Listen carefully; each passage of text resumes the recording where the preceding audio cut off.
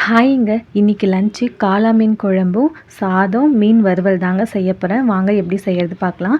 அடுப்பு ஆன் பண்ணிவிட்டு சட்டி வச்சுருக்கேன். சட்டி நல்லா காஞ்சதும் எண்ணெய் ஊற்றிக்கலாம். கொஞ்சமாக வடகம் சேர்த்துட்டு 15 பல் பூண்டை இடித்து சேர்த்து வதக்கிக்கலாம். இப்போ ஒரு வெங்காயம் நீள நீளமாக கட் பண்ணி வச்சுருக்கேன். அதையும் சேர்த்துட்டு ஒரு கொத்து கருவேப்பிலை சேர்த்து நல்லா வதக்கிக்கோங்க. வெங்காயம் நல்லா வதங்கிடுச்சு. இப்போ ஒரு தக்காளி பழம் கட் பண்ணி வச்சுருக்கேன். அதையும் சேர்த்துக்கலாம். வெங்காயம் தக்காளிலாம் நல்லா எண்ணெய் பிரிஞ்சு வர வரைக்கும் வதக்கி எடுத்துக்கலாம். தண்ணியில் ஒரு தக்காளி பழம் சைஸ் புளியை ஊற வச்சுருக்கேன். நல்லா கரைச்சி இந்த மாதிரி ஃபில்ட்ரு பண்ணி ஊற்றிக்கலாம். ஒரு சின்ன டீஸ்பூனில் 5 டீஸ்பூன் மிளகாத்தூள் சேர்த்துருக்கேன். சேர்த்துட்டு நல்லா தண்ணியில் கரைச்சி விட்டுறலாம். தேவையான உப்பு சேர்த்துட்டு அதையும் தண்ணியில் நல்லா கரைச்சி விட்டுருங்க. இப்போ சாதம் வடித்து எடுத்துக்கலாம். சாதம் வடிக்கிறதுக்கு அடுப்பு ஆன் பண்ணி ஒலை போட்டிருக்கேன். மீன் வறுக்கிறதுக்கு மசாலா போட்டு ஊற வச்சுக்கலாம்.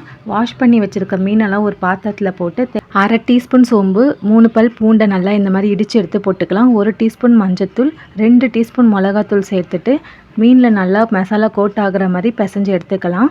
தேவையான அளவு உப்பு சேர்த்து ஒரு கொத்து கருவேப்பிலையை நான் இந்த மாதிரி கட் பண்ணி வச்சுருக்கேன். அதையும் சேர்த்துக்கலாம். மீனை ஊற வச்சு எடுத்துக்கலாம். ஒலை நல்லா காஞ்சிடுச்சுங்க. இப்போ நான் அரிசி கழுவி வச்சுருக்கேன். அதையும் சேர்த்துக்கலாம். குழம்பு நல்லா கொதிச்சிருச்சுங்க. இப்போ நம்ம வாஷ் பண்ணி வச்சுருக்க மீனை ஒன்று ஒன்றா சேர்த்துக்கலாம். மீன் சேர்த்துட்டு கரெக்டாக ஒரு 10 நிமிஷம் கொதிக்கட்டும். குழம்பு 10 நிமிஷம் கொதிச்சதுக்கப்புறம் மாங்காய் போட்டுக்கலாங்க.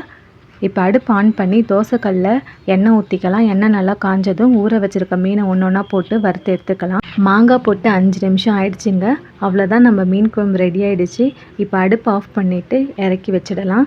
மீன் ஒரு பக்கம் நல்லா வெந்துடுச்சு. திருப்பி போட்டு வேக வச்சுக்கலாம். சாதமும் வெந்துடுச்சுங்க. மீன் வறுவலும் ரெடி, குழம்பும் ரெடி. இந்த வீடியோ உங்களுக்கு யூஸ்ஃபுல்லாக இருந்தால் என்னோடய சேனலை சப்ஸ்கிரைப் பண்ணிக்கோங்க. தேங்க்யூ.